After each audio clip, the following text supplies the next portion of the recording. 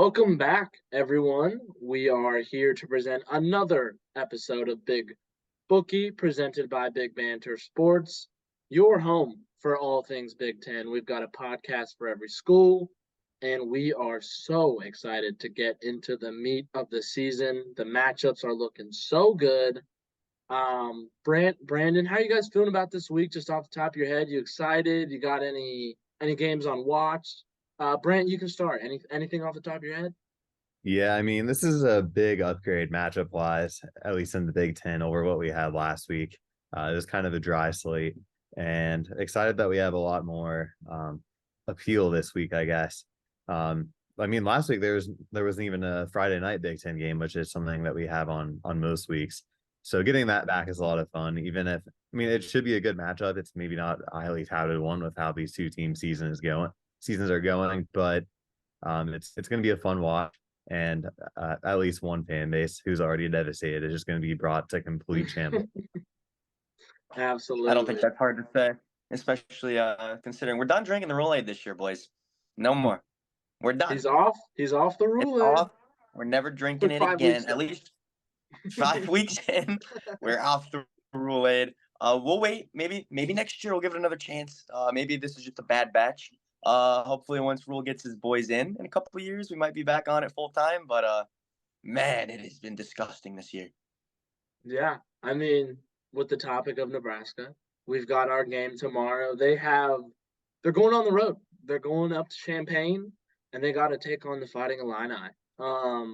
The line right now is 3.5. Not sure what the spread is, but we'll have that in our pick'em at the end of the week. You guys, every Friday, make sure you guys find it. Noon, we put out our pick'ems. Chris can't join us this week, but he'll get his picks in. But just like Brandon, what are your initial thoughts going into Friday? You think it's going to be a tough test for Nebraska going on the road? I don't think Nebraska is the team that needs to be tested. I think Illinois is the one that might get a test out of Nebraska, but I think Illinois is running away with that one. I have lost full trust in anything Nebraska does this season. I'm not even a big Illini guy, but I'm going to be laying the points this weekend on Friday night in Champaign. Love it. Brant?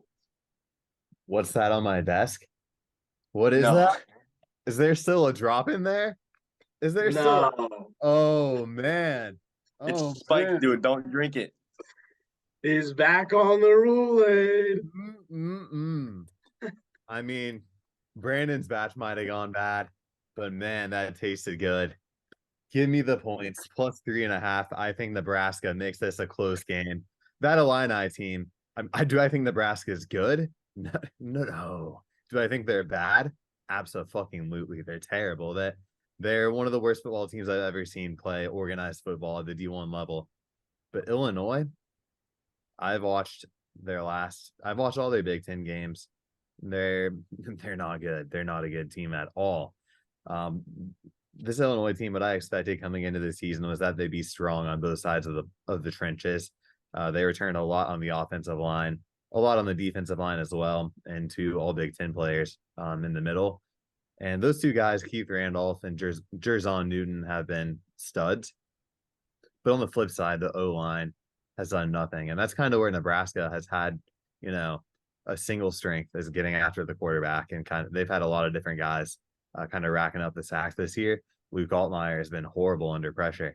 Yeah, this game is in Champaign. Yeah, it's a night game. I don't care. Nebraska's going to go out there. They're going to sack Luke Altmaier. They're going to get pressure on him. It's going to be a very low scoring battle. They're giving Nebraska with the points in a close one. Maybe Illinois ends up winning, but I like the points there. Yeah, I think it's tough with the line only being 3.5. I think it will be a dogfight. I don't love either team's offense. Like Brant said, I thought Illinois was gonna have a battle of the trenches, and I thought maybe they can overpower some teams. We haven't seen any of that this season. Like it is a reverse of what we saw towards the tail end of last year when they were competing in the Big Ten West. Thought it might spoil over into this season and might reap some of that just at the back end, and we haven't seen it. I don't love the 3.5 for Nebraska, but I think if I was going to bet on this game, I would have to take Illinois money line because I do think it's going to be within that 3 points either way of the spread. But I think just having it at home, I don't think we've seen Nebraska play very well on the road, nor have they played that well at home necessarily. But I just don't think they have the firepower to get a road win in the Big Ten at this point right now in the season. I just don't think they've shown me enough on offense. They put up points against Colorado. You can give them some there, but everybody has put up points on Colorado this season. I don't think that we need to give them any brownie points for it. And I think Illinois is going to win this one. It'll be very tight. I think I'll probably stay away, if not take the under, because I just don't think that there's going to be high scoring unless some miracles happen. But I'm probably going to stay away from that one. I know we have all been looking forward to the big noon kickoff on Saturday. We've got Maryland coming to Columbus, Ohio. Big noon kickoff. Ohio State opens as a 20-point favorite. Brandon, I just want to hear your thoughts on what you thought about that line. Is it fair? Do you think it's way high, way low? And then where are you putting your money this week? First of all, I think Maryland is a very underrated football team. I think 20 points is about 4.5 points too many for this game alone. But Ohio State showed going into South Bend before the bye how good that defense can be. And I think Talia is a little better than Sam Hartman, and I think that offense is a little better than Notre Dame's. Overall, though, it's at home. Big noon kickoff. The shoe will be rocking. I know everyone hates on Big Noon for the noon kickoffs, but the shoe is going to be a bounce house. I think Maryland competes for 3/4 in that game. Ohio State pulls away. I'm thinking 35-20. So I'm going to probably take Maryland to cover because I do think they are a feisty team. They're going to get after it, but I think Ohio State overpowers them in the fourth quarter and wins that game. Yeah. Yeah, no, I totally agree. Brant, where are your thoughts at the line and what you think the outcome's going to be? Yeah, the 20-point spread. I kind of like Maryland there, and here's why. It's not their offense, it's their defense that I'm actually looking at as potentially a difference maker. And that's not what a lot of people think about Maryland, but they have some really big impact players. Their secondary might be one of the better secondaries in college football. They've got some studs out there, and Tarheeb still is a corner who has been a stud. He's been getting a lot of picks, lots of lockdown from him. And then they've got two safeties who are probably going to be both drafted in the NFL, Dante Trader and Bo Braid, I believe is his name. So two studs back there. And Donnell Brown on the defensive line has been, he's actually picked off 2 or 3 passes this year as a defensive lineman. So he's super athletic and also just been a menace in the backfield. So, I mean, the defense has some impact players, and Ohio State's offense hasn't really shown us, aside from that Western Kentucky game against a really bad defense, that they can really turn it up. So this will be the toughest defense that Ohio State has faced this season. But for Maryland, Brandon's saying they're underrated. We haven't seen them play a real team at all. The best team they played was that Indiana team that they played last week. And that's a horrible Indiana team. That's probably a 3-9 team at the end of the day. So Maryland really just hasn't had a test yet. And this is obviously a big test, being a top 5 team in the nation. But Talia Tagovailoa, your comparison with Sam Hartman, I would put him below Sam Hartman. They both have a lot of experience. But Sam Hartman's just been way more consistent over his career. Talia, every year, Maryland seems like they come out hot and then they play a real team. Talia throws 4 picks and it's all crash and burn from there for the Terps. I think this could be that game because the Ohio State defense has given up the least big plays in the Big Ten, and Maryland only moves the ball about 3 big plays. They can't sustain a drive. They can't just kind of get 3 or 4 yards every play and move the ball down the field. They gain offense through big plays. So if Ohio State can continue to keep up that limitation, I think they can win the game fairly handily. But I think it's going to be a lower scoring game played through the defensive side of the ball rather than the offensive side of the ball. And Maryland definitely has the talent to keep it close. I think the 20-point spread probably goes Maryland's way, but I think Ohio State ends up winning the game. Yeah, I mean, I agree. I think that OSU will come out on top of this, but I was definitely looking at it more through the lens of what Brandon was going through. I personally think that Maryland's offense is the best offense that we've faced this year. I don't think that, yes, maybe Notre Dame is the more complete team. I think they are the more talented team versus when you compare them to Maryland, but I don't think that they have that gunslinger, high power offense that we've seen Ohio State struggle with the last 3 years. And so that's where I'm going to be watching is we did it 2 weeks ago. Ohio State did it. They went on the road. They won a huge game, top 10 opponent. Can they do it again? Yes, it's at home, but I think Tulia and that Maryland offense is something like probably the best offense that they've faced so far in my eyes, just with the firepower that they can produce. Like you were saying, yes, maybe a lot of their offense is that big play, but what has Ohio State been susceptible to the last 3 years is the big plays, the chunk runs. We just would get torched on the outside. So I think we're much better. I think we're much improved this year, like as a defense, but I will be watching them with a tooth comb to make sure that we do not let any of those big plays. And I'm also very interested to see how Kyle McCord progresses. You just got your biggest primetime win ever. Your first season at the helm. You won the job. Can you sustain it? We all know that on paper, Ohio State's offense is one of the top in the country. You have all of the weapons. Can Kyle McCord sustain that against a Big Ten opponent? That's sorry, Indiana, but not Indiana. Like this is the real test for the Big Ten. I know we're gonna have Ohio State's gonna have a lot of games. Penn State, Michigan, like they're gonna get tested. I'm not saying that this is the be all end all for Big Ten football, but I think it's gonna be a big test for Ohio State. And I think final score, like Brand said, I think it's gonna be pretty defensive. I think Maryland will cover, but it'll be an Ohio State win, like 28-17. I think it'll be close, maybe 14-10 at half. Ohio State has the lead, and then like kind of like Brandon said, it'll be competitive through the third, maybe 21-10, 21-17, and then Ohio State pulls away and gets the job done. So I think we're all going to be tuned in for that one. But we also have another one. We have a game on Peacock during the noon slate. We have Rutgers visiting Wisconsin. Wisconsin opens as a 13-point favorite. Brant, where's your head at with this one? Who you got in this game?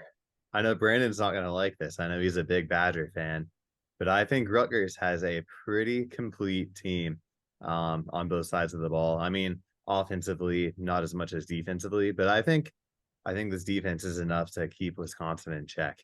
Is Rutgers going to beat Wisconsin? I'm not bold enough to go there, but can they lose by less than 13 points? I absolutely think they can. Give me a 10-point Wisconsin victory. I just think that front seven for Rutgers is going to get Tanner Mordecai a tough time. Yeah, I agree. Brandon, where's your head at for this matchup?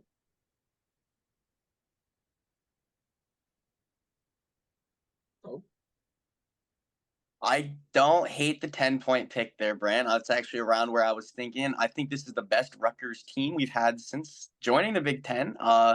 And I think this game's going to be decided with a lot of rushing. Both sides. I really think the clock's going to be going, and Rutgers is going to stay in this game for 4 quarters. I know Wisconsin over 8.5. I don't want to scare this early, but Washington State already gave them the loss, and if this comes up to loss, we will be on life support. I do think Wisconsin gets it done at home, but Rutgers, man, this is the best team they've had in probably a decade.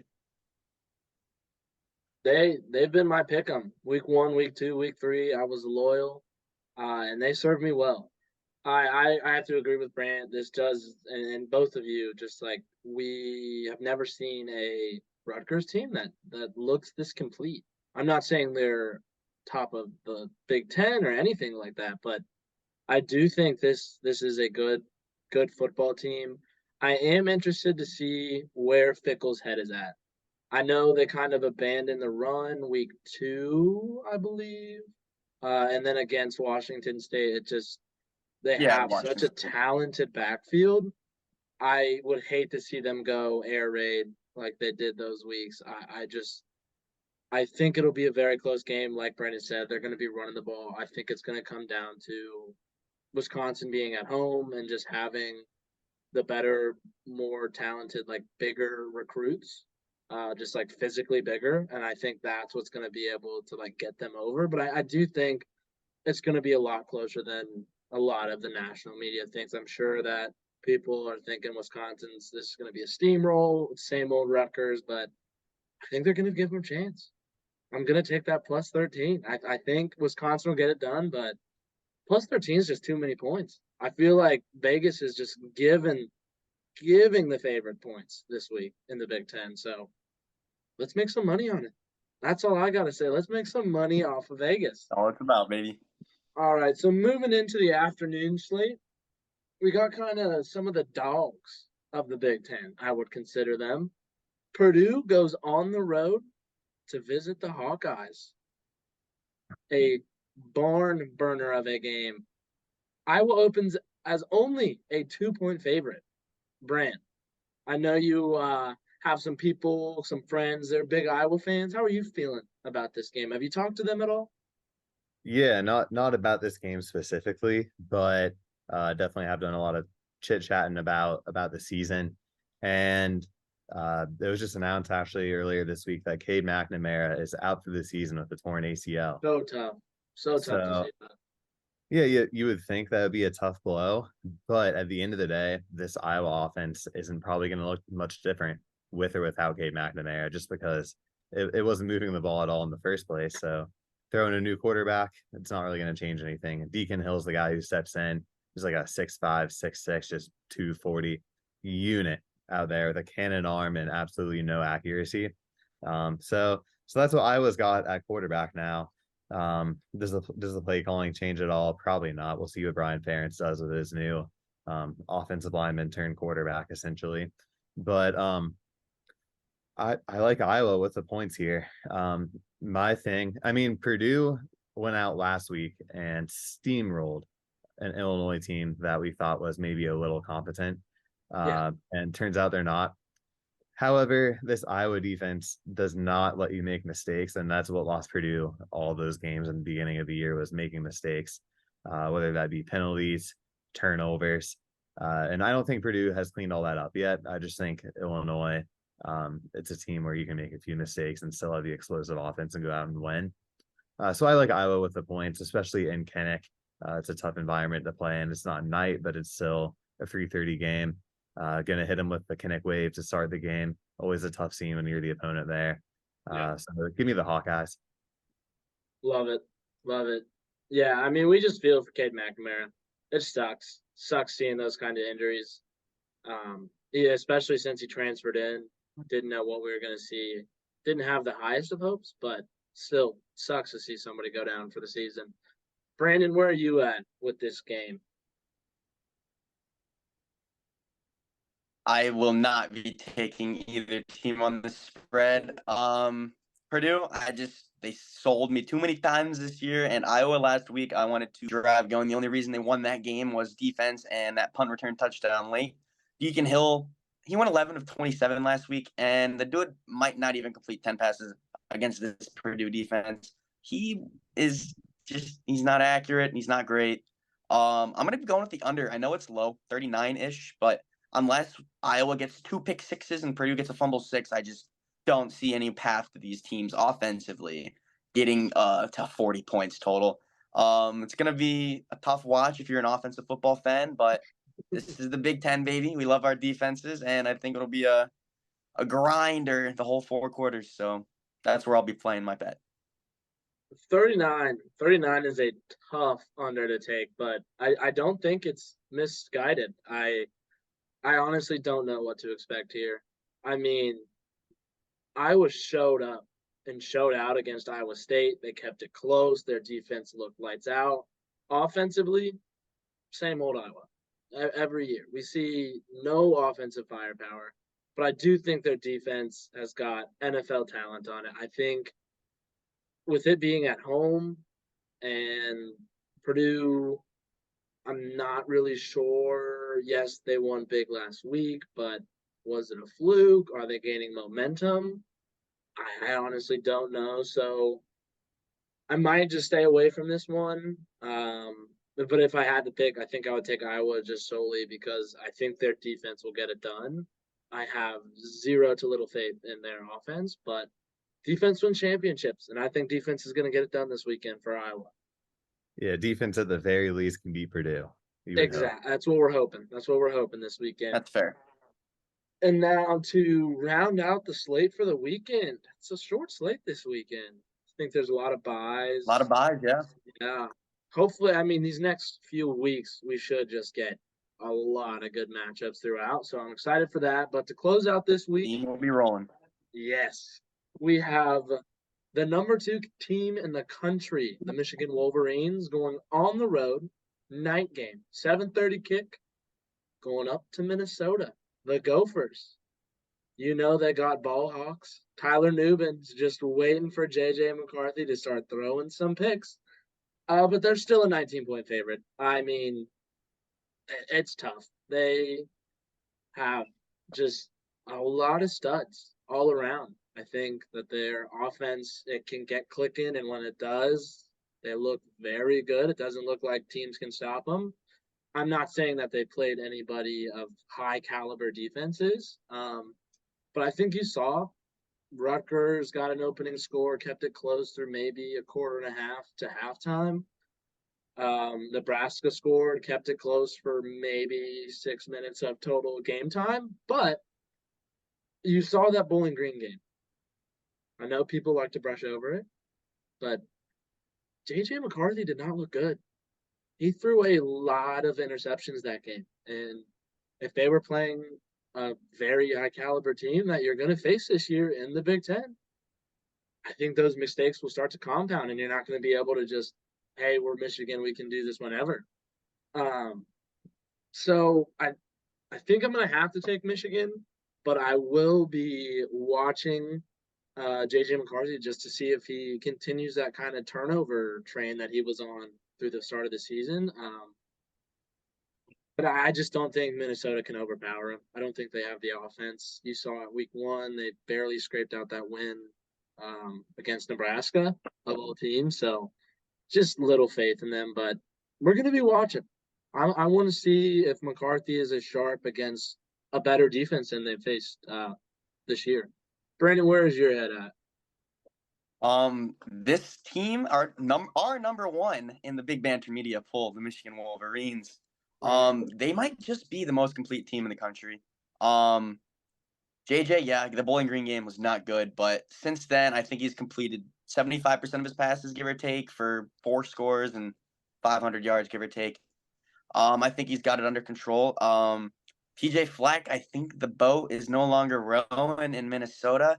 You lose a 21-point lead to Northwestern. You barely beat a bad Nebraska team at home. I mean, this team is in disarray. I think we're going to see, much like last week with the Nebraska game, I think Michigan goes up early. They pour it on early, and they don't even come close to looking behind. I'm going to be hammering Michigan minus 19 points. They're the best team in the country right now, and I don't think Minnesota's going to put up much of a fight. Yeah. I'm gonna have to second you there, Brandon. The defense pokes some holes in the boat. That thing is sinking. JJ McCarthy just goes out and carves up that defense. That defense for Minnesota, preseason had a lot of hype around it. They've got some players, but it's been way more Swiss cheese than you would think in recent games. Drake May kind of sat back and picked it apart against North Carolina, or when they played North Carolina. Ben Bryant picked it apart of all people with Northwestern in that comeback. And then you saw last week, Louisiana had that lead for a while on Minnesota.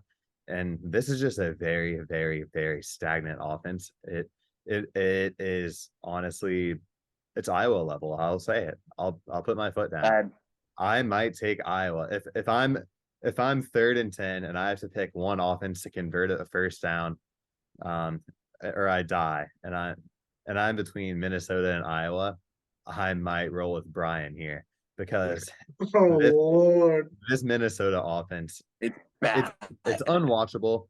Callie McManus is probably the worst quarterback in the conference. I'll go ahead and put that take out there. I mean, Darius Taylor, great young freshman running back, but one running back can't do it all. He can gain chunk yards, but if they need to get a score, who are you going to? What are you doing?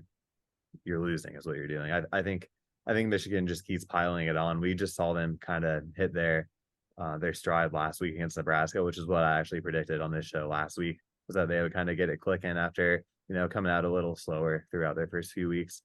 And I think they just keep it rolling here this week. Yeah, no, I think you guys said it best. This offense for Minnesota is just not clicking. It's not doing what they needed to do. But that's the slate. We've only got 5 Big Ten matchups this week. But I think they're going to be good. I think we're going to get some good, hard-nosed football. Some games may be blowouts. I think a lot of games are going to be closer than the spread may let on. But I think we're going to get a lot of good football this weekend.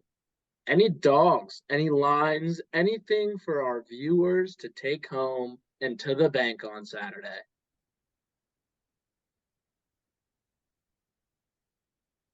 Let's sprinkle a little future. Dogs wise? Oh, a future. I love it. Let's sprinkle a little future. Just throw. We'll keep it very, very conservative at this point. But why not sprinkle $5 on Ohio State to bring home the East? Wow. The Buckeyes play Penn State and Columbus, and that is not an easy game by any means. That is a very good Penn State team. But the home field advantage is going to be probably the toughest environment and the toughest defense Drew Aller has played. Give me the Buckeyes there. And then going on the road to Ann Arbor, Ryan Day knows he can't lose to this team 3 years in a row. Well, let's ride the Buckeyes, baby. That's bold. We just listened to Brandon. The Big Ben, Do you have an odds on that yet? Number 1. That's what we ranked them. And you're really going to fade Michigan? Absolutely. They're not number 1 in my poll. I'll tell you that. I had them under both the Buckeyes and Penn State. I mean, is it a complete team? Yes. But the quarterback's still JJ McCarthy. He finds ways to lose games when it matters most. We did see that at the end of last season. Michigan fans are going to eat that up. I'll tell you that. Oh, they are going to fade the CEO so hard as soon as they see this. It is going to be comical. I hope they do.